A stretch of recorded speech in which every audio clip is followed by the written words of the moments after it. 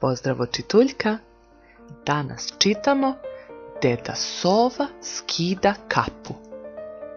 Deda Sova bio je najstarija sova u šumi. Niko, pa ni on sam, nije znao koliko je Deda Sova star, a bio je zaista star.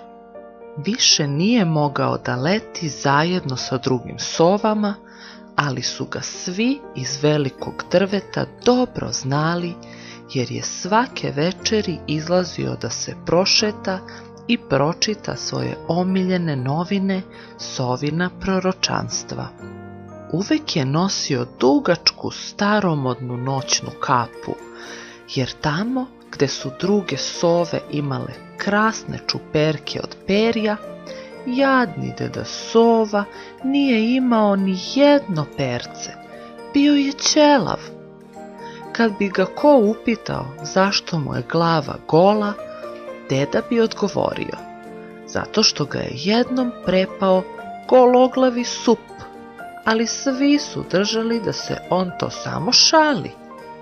Mala Mela Medićeva provodila je čitave sate u kući sovinih igrajući se sa sovićima. Ona je bila maštovito meče.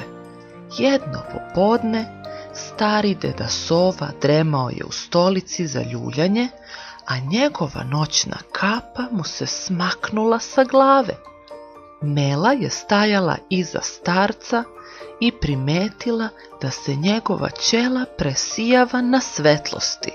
Bila je baš kao čarobno ogledalo.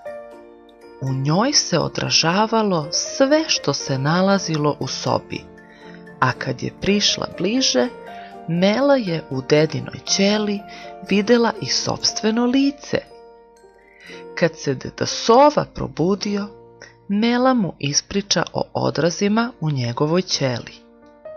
On je bio zadovoljan što i njegova ćela može da bude tako zanimljiva.